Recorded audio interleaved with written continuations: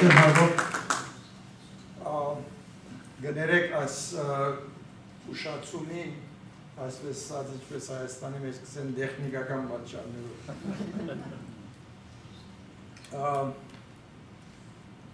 իմ այսօրվա նյութս քիչ այսպես science fiction է կգարձեք I'm going to continue in English because my slides are in English. There's a story I have about that, but let me go on. Some years ago, when I was a student at Johns Hopkins, and it was the 100th anniversary of Johns Hopkins University, they brought, and usually universities on their 100th anniversary, they bring in distinguished speakers, and one of those speakers was Isaac Asimov, the science fiction writer. And I attended that lecture, and he said something to the effect that science fiction stories are built on existing realities. That the science fiction writer picks up existing realities and then tries to project one step beyond that. And I could find some quote from him which says, science fiction writers foresee the inevitable, and although problems and catastrophes may be inevitable, solutions are not. So my talk, however, is not about science fiction. It's today's reality, but what we project is going to be a new trust, a new phase. That's what I project in healthcare across the world, hopefully. My outline for this presentation. First of all, I have to say that I have made modifications of this presentation. When Hagop asked me to make a presentation, I thought of this presentation that was very well received at the American University of Beirut in February, and then at the American University of Armenia in April. And but this presentation of today is a modification of what I have done at both of those universities. What I will present first then are paradigms of the three phases and targets of the development of health services. Try to get over some definitions of what we mean by health. Present some of the research work that we have done and the interface of physical and psychological health, and present and highlight what we need to be or where we need to be. So what are paradigms? The word usually paradigms refers to thought processes, the way we act, the way we solve problems.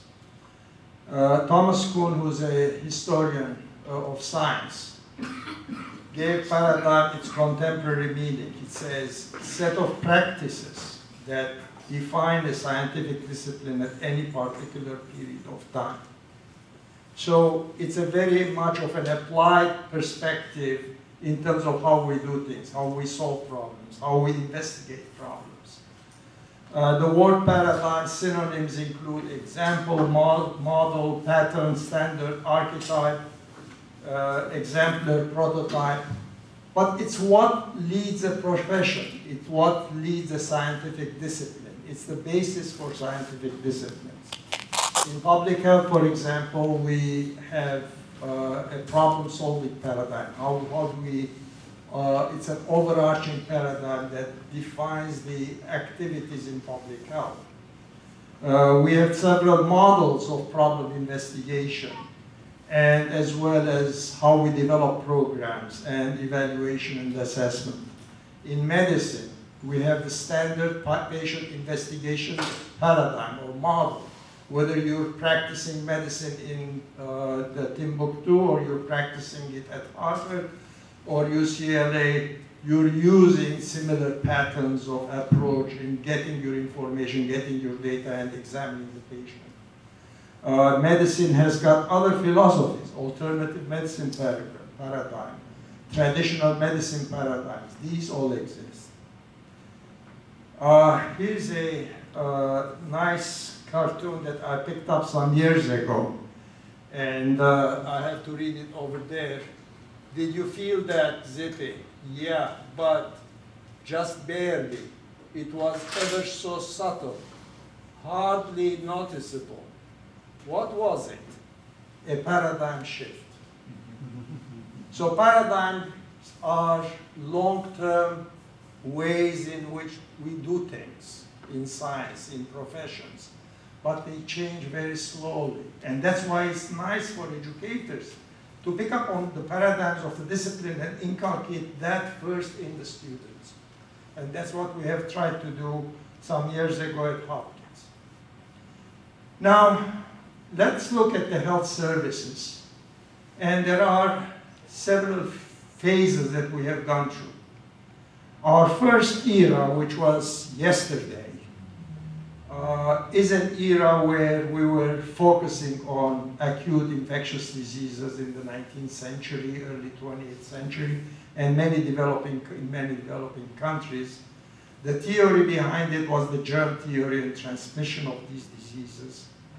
And the focus was primarily treating, curing patients, medical care. So the objective of that sort of phase of approach, or that paradigm early on of this first era, was to reduce deaths, to reduce mortality, to reduce morbidity, disease. Then we moved to what is the reality of most of the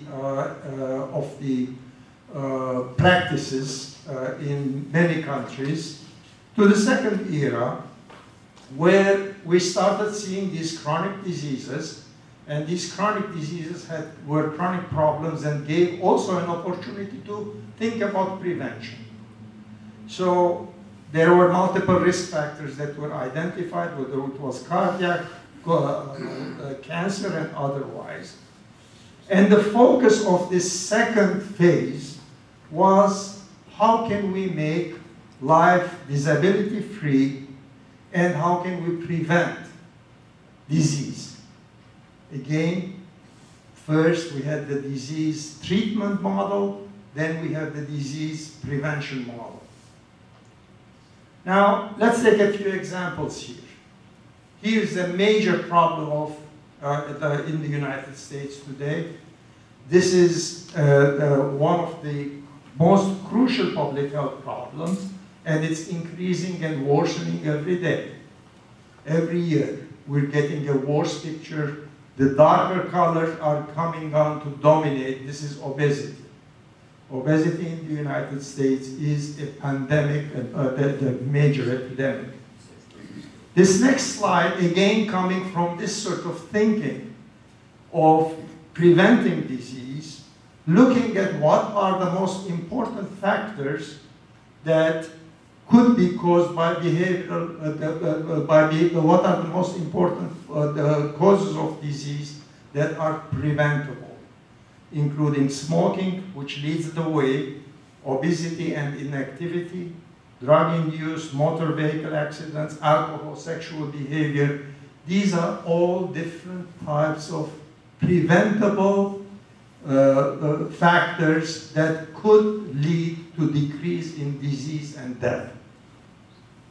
So again, it's the same philosophy, it's the same approach. So when we look at how longevity, which has doubled over the 20th century, has doubled, what are the main factors that led to increased longevity? Includes sanitation was the first and most important factor that came up. Your sewage disposal system, your water distribution systems were the major prevention mechanisms for disease. Immunization programs, health education prevention practices, focusing on risk factors and others and preventing lifestyle issues. And also, we have to accept improved treatment and prevention of disease. Now, one thing that we usually ignore, today we have a definitely a chronic disease problem, which is cancer, cardiovascular disease, cerebrovascular disease, neurological disease, and all that. But over time, over the last 30, 40 years, this epidemic has also spread to developing countries, where the main problem was infectious diseases in the past, when we were going to medical school, for example. Now, 77% of the total number of deaths that are attributable to non-communicable disease, which are chronic diseases, is occurring in developing countries. Of course, the population is much larger. 85% of the global non-communicable diseases, again, are in developing countries. So this is a picture where there is a lot of work to be done in prevention, and in addition to what treatment and treatment modalities we can get to. Now, what's happening in Armenia? It's the back, like Hagop said in the beginning, ARPA is for Armenia, and we have to know the reality of Armenia. What are some of the statistics that we have? Unfortunately, the picture is not good. 23 years of independent, 20 plus years of independence have not brought any improvement in any of the indicators in Armenia. You look at the picture between 1995 and 2010, crude death rate, it has increased rather than decreased. Infant mortality rate is also increased.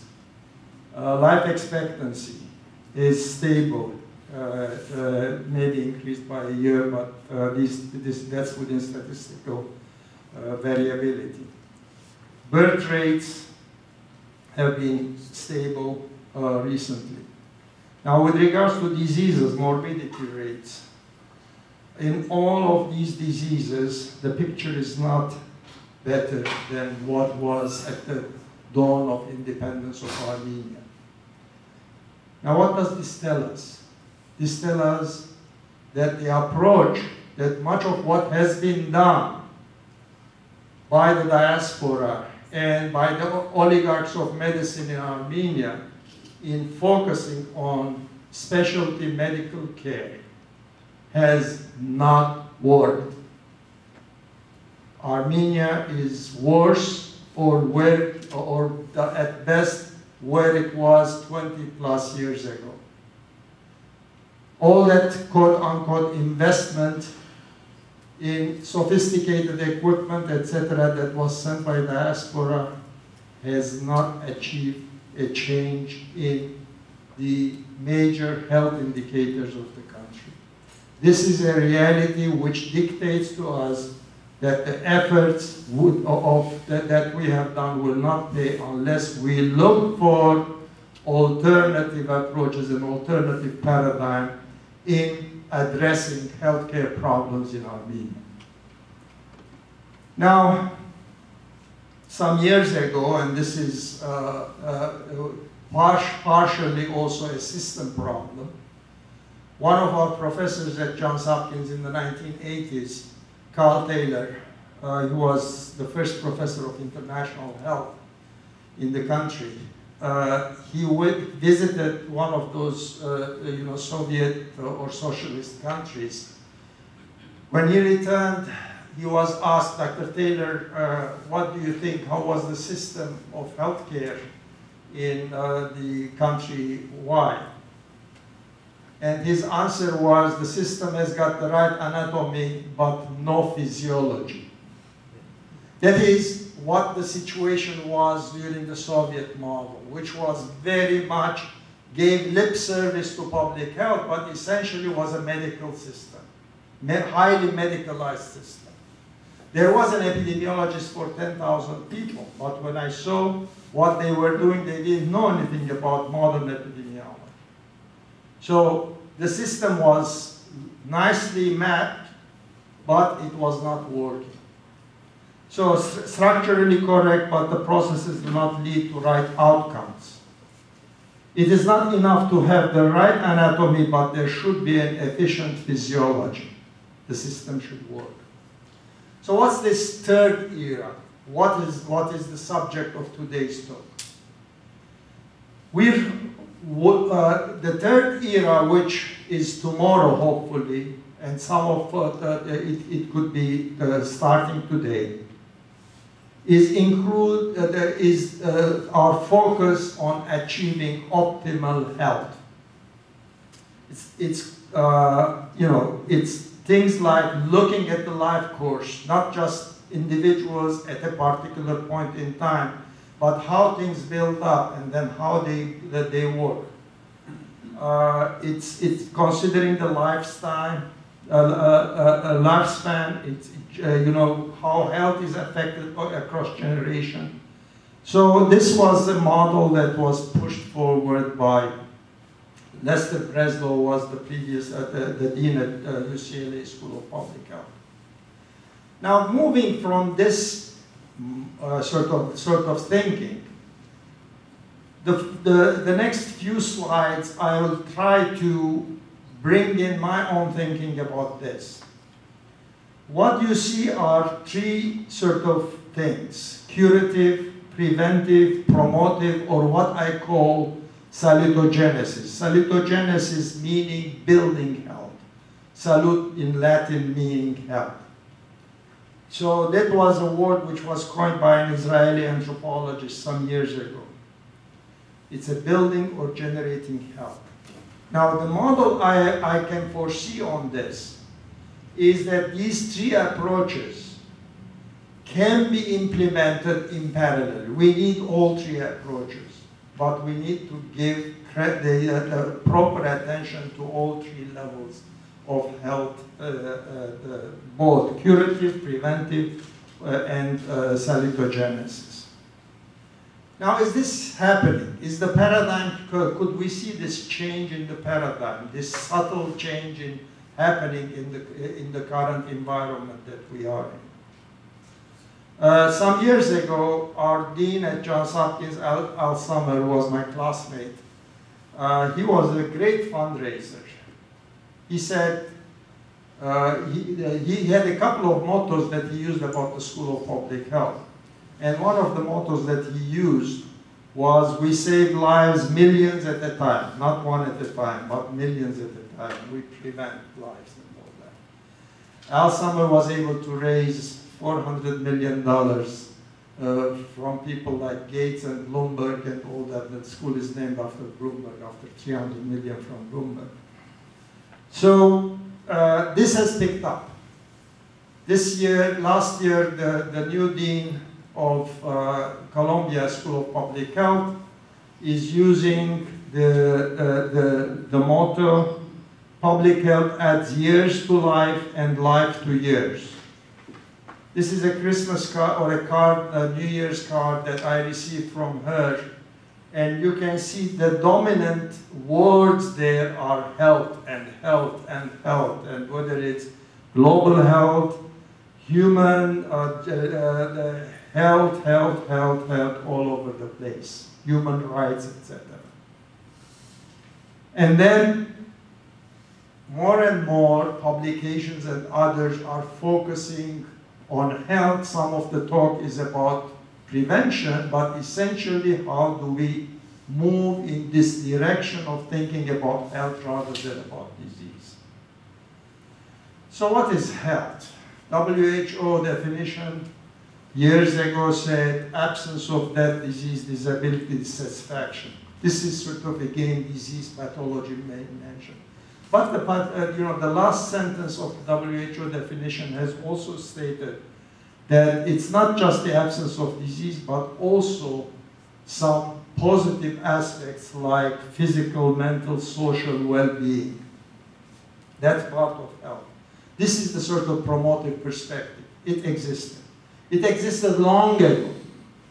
Some years ago, I came across this, when I was at AUB, I came across this small book in the library at AUB. It's called Syllabus of Lectures on Hygiene by Van Dyke. This is not the Van Dyke of the Van Dyke building at AUB. This is a younger person. And it was published in Beirut in 1916, almost like 100 years ago. Let's look at what he says in the introduction of this book. Health is not a fixed quantity, not a static condition comparable to the equipoise of a balance. It consists not merely in the adaptation of a living organism to certain external conditions, but still more in continued adaptability of that organism as a whole to an ever-varying environment, and in the mutual adjustability of its parts or organs to each other's ever-varying activity. You know, it's a beautiful way of putting what health is all about. It's this organism, it's this person who's living and adapting in a varying environment. Continues. Health is a condition of well-being in which all the functions of the organism, mental as well as physical, 100 years ago, are performed effectively and without serious difficulty or discomfort. The criteria or tests of health are therefore efficiency in action, ease or comfort of feeling, absence of pain, and well-being. I mean, amazing how much of what we need to talk about is there in this definition. So health is a dynamic state, continuous adaptability of the whole, mutual adjustability of components. You know, your systems have to interact and adjust to each other. Condition of mental and physical well-being, effective performance. Your health is expressed by your ability to perform, not just by sitting in in front of the TV. Efficiency in action and comfort, general comfort. So these definitional elements can be applied also to define public or social ecological levels of health. It's a dynamic state of the community, of the public. It's continuously adaptable of the whole, mutual adjustability, well-being, effective performance, efficiency in action. We're not building it. We were dropping, you know, after one of our trips to go to visit some of the businesses we established for Terpanjarul. In the evening, we got to Yerevan and we were dropping off one of our colleagues in one of the neighborhoods in Yerevan. And these were written on a wall in big letters. So I think it's remnant from the Soviet era. Now this was not, the paint was pretty old. It says, Բժիշկը բուժում է, բնությունը առողջացնում. Բժշկության բարձրագույն բարիքը առողջությունն է. Բժշկություն, they equate it with health.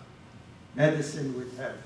Բժիշկը հիվանդների բարեկամն է, ասում բաները. So let's talk a bit about research perspective, because this is an audience of scientists, quite a few of them. Now, when we think about disease causation, what we do is approach our analysis, our study, in one of two ways. Either we compare people who are sick, diseased, present, to people who do not have it, and then look at what differentiates the two and try to identify risk factors, parameters of pathology or so. Or you can have an approach whereby you start with people who are exposed, like to smoking, and people who are not exposed to smoking, and then look at the outcome as to how many develop disease in each of these. That's the basis, that's epidemiology in one sentence. So far, this has been the approach. But over the years, I have been thinking that we're missing something. We're missing that group in that upper left corner, left of me, where I say health. These are the people who have been exposed but who have not developed the disease. What's their secret? This has been, my grandfather smoked, you know, you hear this, for 60 years, and he, you know, he did not die of lung cancer or something. Now we've been focusing on the people who have got the cancer and trying to explain the cancer. But what is it that protects this person who's got the severe exposure or whatever exposure they have, and they did not develop the disease? Those are the people who have got the proper defenses to, and they are the ones who are able to build health. So I have a summary on this slide of some of the research that we have done. I'll take a few minutes to go over these one by one. Some years ago, we still have got the data, and we do some of that research. We did research on the Armenian Church records, the parish records, to start with from Lebanon. And then we have done this over 16 years, over 16 different countries from the diaspora. And one of the specialized studies that we did was the study that we carried out on testing in the Armenian community in Beirut whether what is being observed primarily in the United States and Europe only, which is that people who lose their wives, people who are widowed, die much faster than those where the wife is still alive. So widowhood is related to mortality. This has been known for at least 50, 60 years. We tested the same idea in the Armenian community, in Subnishan community in Beirut. We had 1,500 couples. The church does a census every 10 years. We picked up the 1949 census, 1,500 couples who were both alive, and then we followed them up until 1980, over 30, 31 years.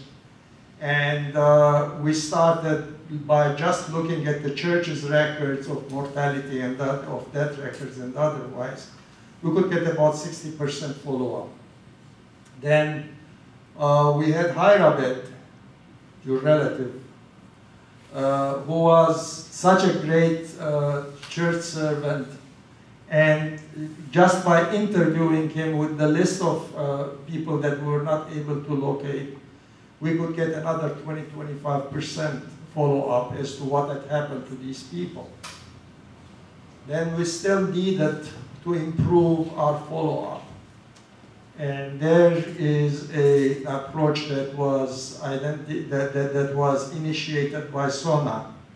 And her approach was to take all the folders of people who were from a particular neighborhood, find a couple of ladies there in that neighborhood, and then have a coffee with those ladies in that neighborhood and go over one by one. And then she will get responses. Oh, they moved to the States, the husband is still alive, the wife died, etc. And then we could get up to about 91% follow-up over a 30-year period. And these women that Sona was meeting with were very proud of doing something for science. For years, the gossip that they have been making between each other was just gossip. Then gossip was transformed overnight into science, scientific follow-up. Anyhow, so the finding in the Armenian community was very interesting, that husbands or widowers who lost their wives had a higher rate of mortality. And this depended on the social support that they had. If they lost their wives when they were still working, their increased mortality came up when they stopped working. So the two things were adding to each other. But when we looked at these data in the women, it didn't make any difference.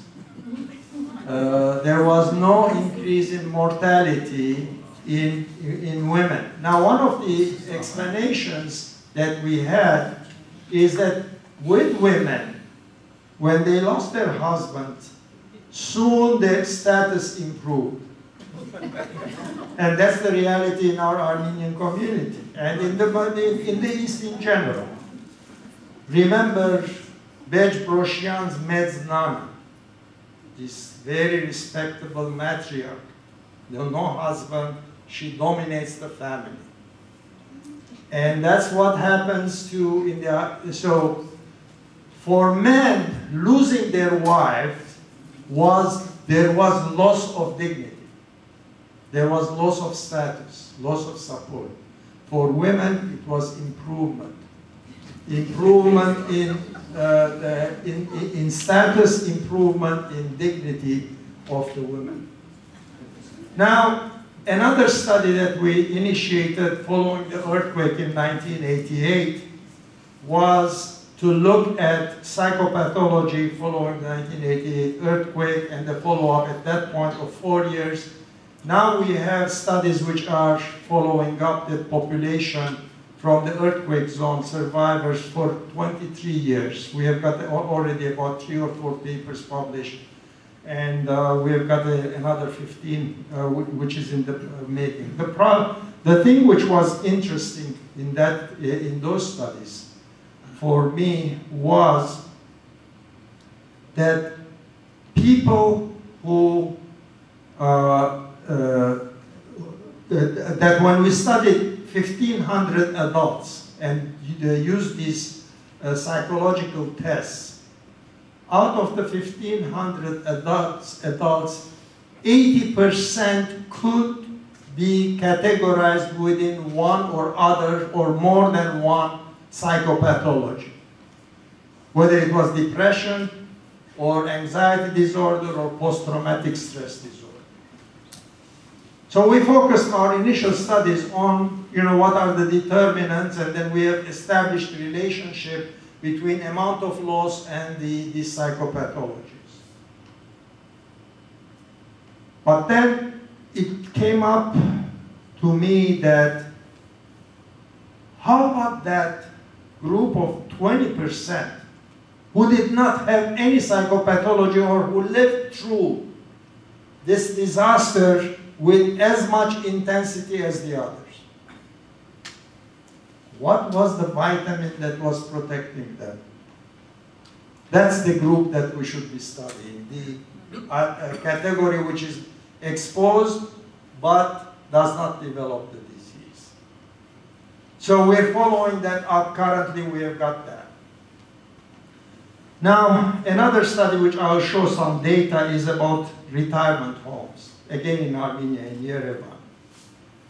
And we'll also show you some of the studies that we have done on dignity in Palestinian and Armenian refugees. And the bottom line is that dignity relates to healthcare, relates to improving life.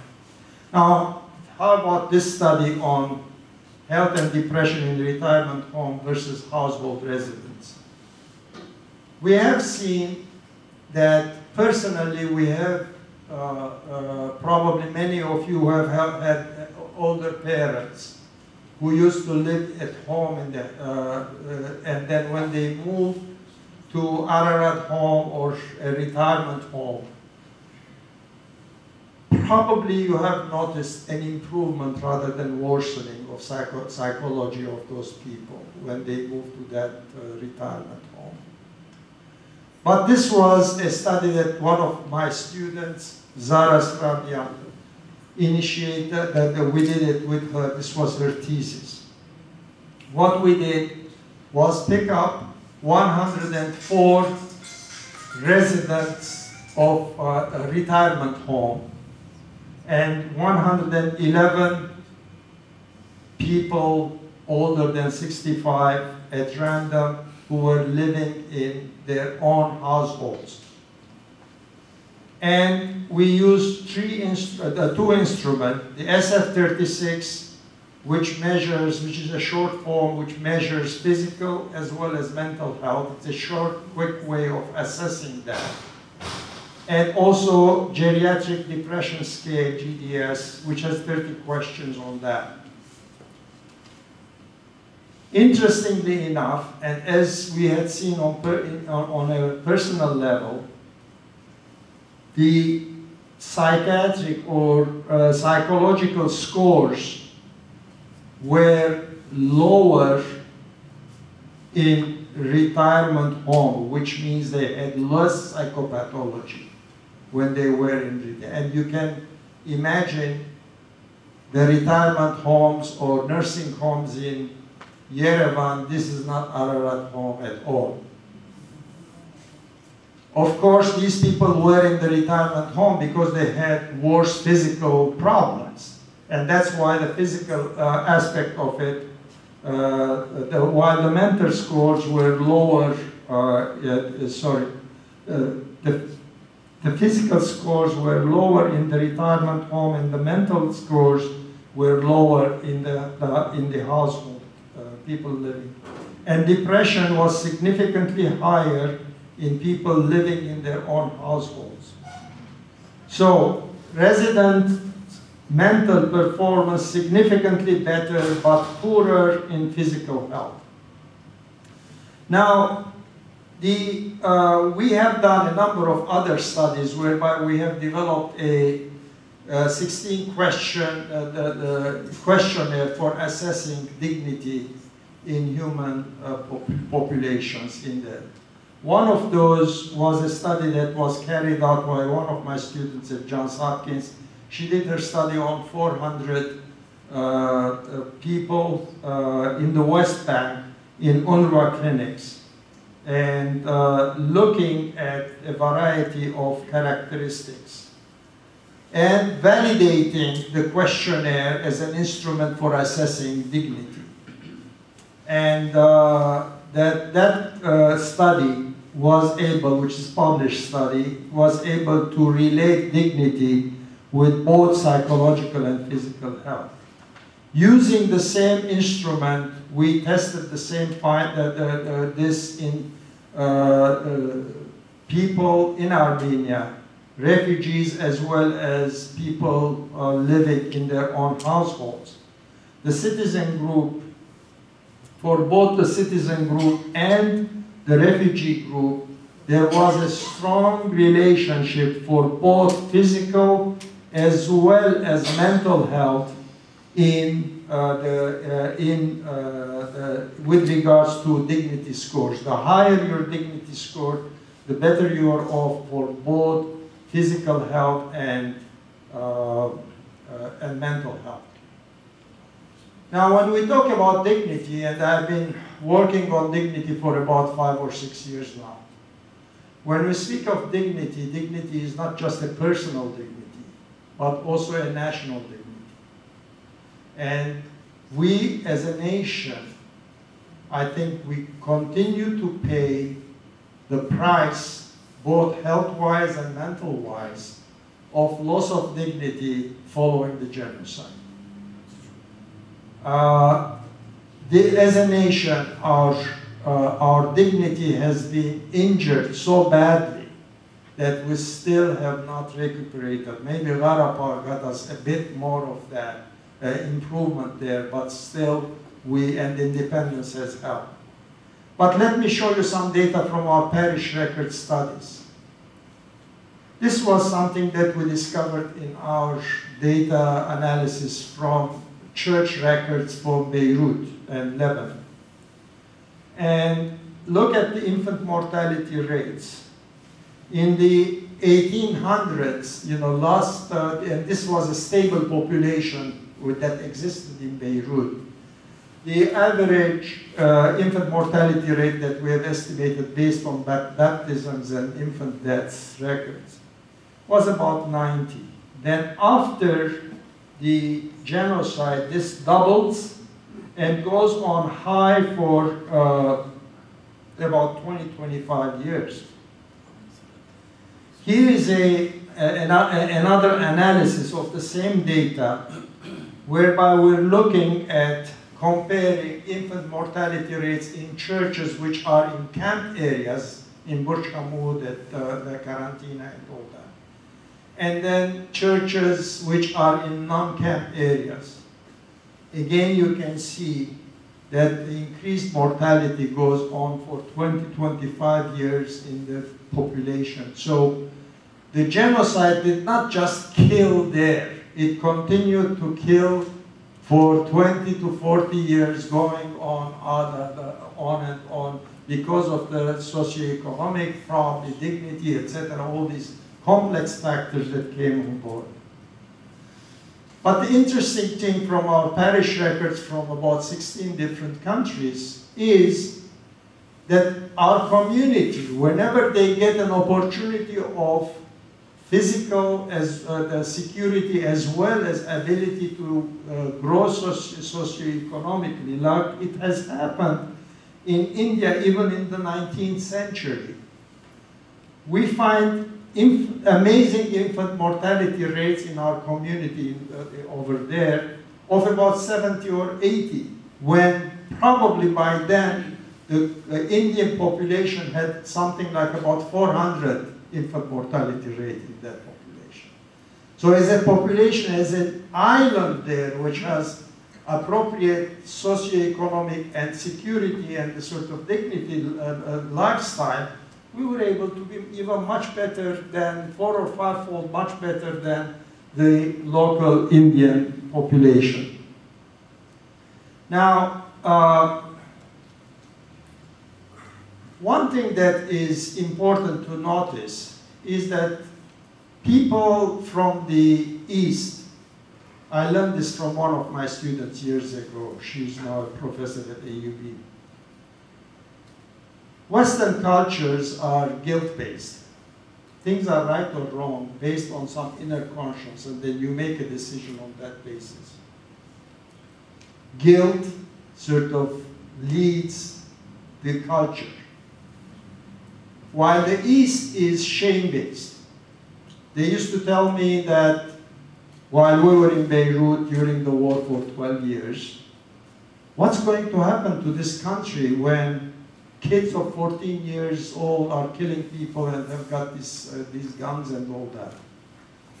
Thinking about Eastern versus the Western, in the East, the order comes from outside, external locus of control.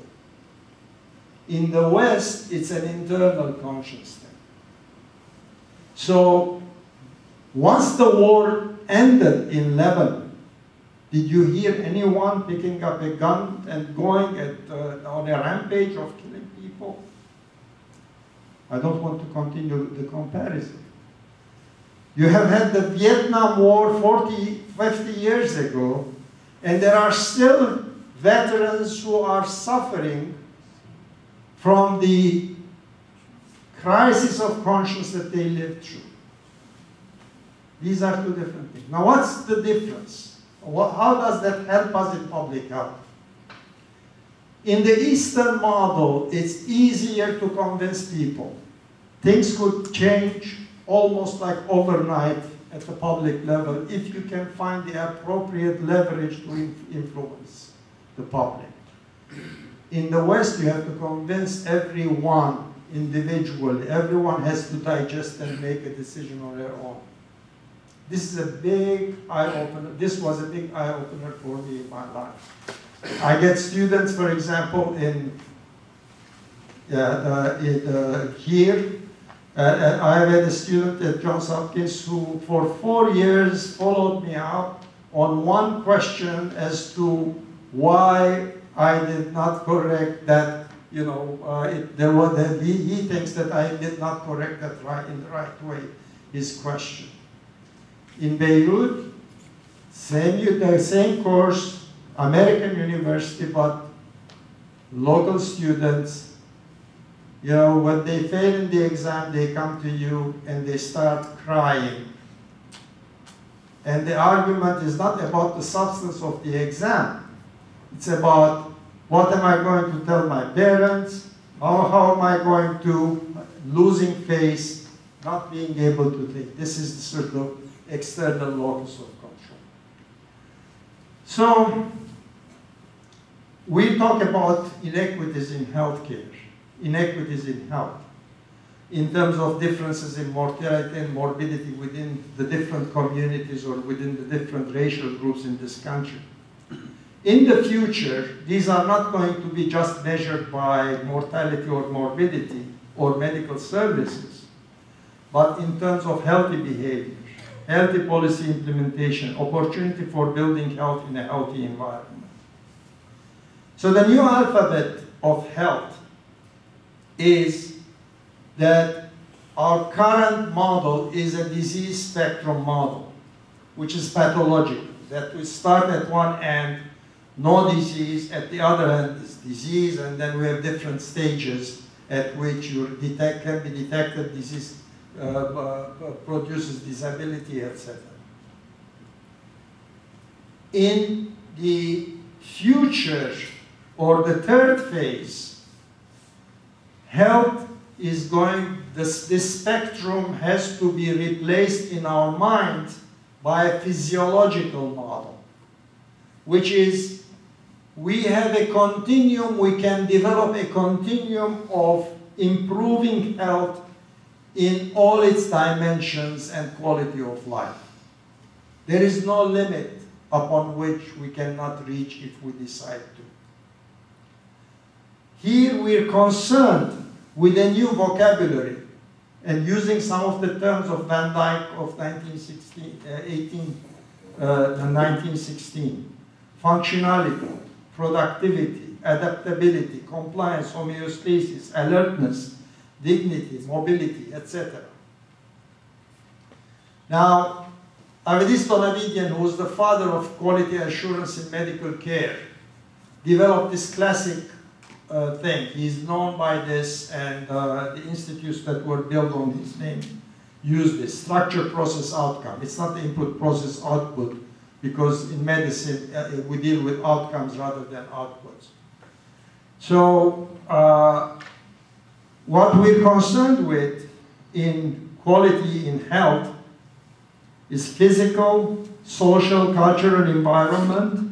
We want to be able to have appropriate processes of program development, security, healthy behavior, and our outcomes are measured by dignity, creativity, evolution of society, etc.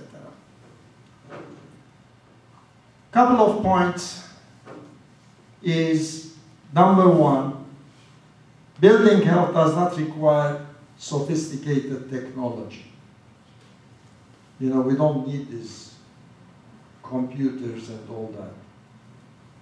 We can start by researching the salutogens for our societies. Unfortunately, we know this approach of thinking, rather than thinking of causes of disease, think about what builds health and what can be done. We were better in the 1920s because that's when we started discovering these vitamins. But we need to think about this model. Never be afraid of experimenting to discover new pathways and start small and grow. Disease and death may eventually be inevitable. You can do primary prevention and prevent some diseases effectively. You can do secondary prevention and prevent disability. However, health is something you build and develop at any age and under any circumstances and conditions by improving physiology, functionality, mental health, or at least by improving the sense of dignity of individuals and communities. So the two things, as I said at the beginning, are parallel. You can have cancer, but you can develop health, because those are different parameters that are acting on each of these. Health promotion is our primary prevention in our effort to build health and salutogenesis. So how do you build health? As I said, unfortunately, we don't have much. Improve physical fitness equals exercise. Nutrition, unfortunately, it's a messy situation. because it's not systematic. There are thousands and thousands upon thousands of diets, everybody making claims without real scientific evidence of what works. There is very little on the social psychological side.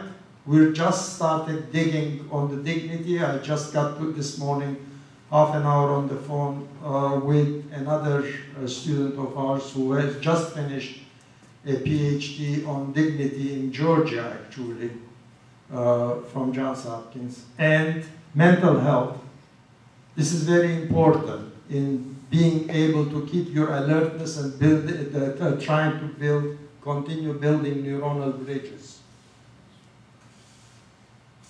Our current main tool, exercise, exercise, exercise, exercise, exercise.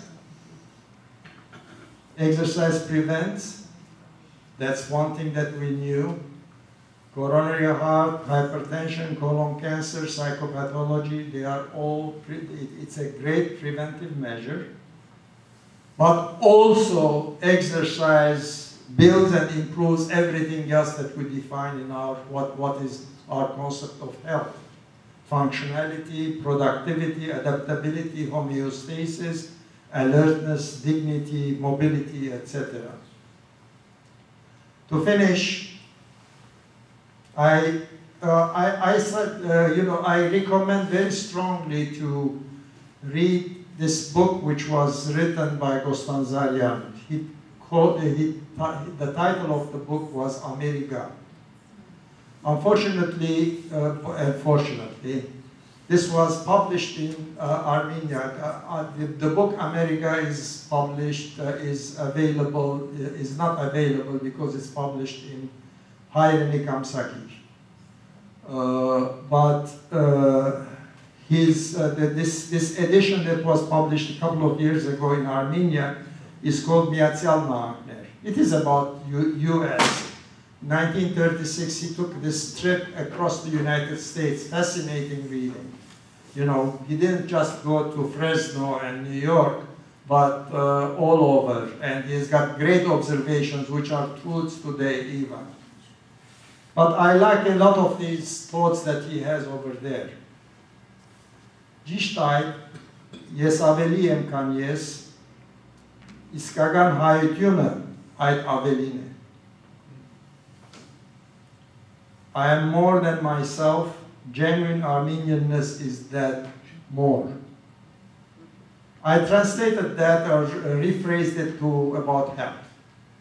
That's my sort of, Ճիշտ այդ ես ավելի եմ քան ես, իսկական առողջությունը այդ ավելին է. I am more than myself. Genuine health is that more. These are some pictures. We're climbing Ararat. This is on top of Kilimanjaro with our son, Saro. This is on the Inca Trail in Peru. Beautiful. She's beautiful. This is again on Machu Picchu, and that's it.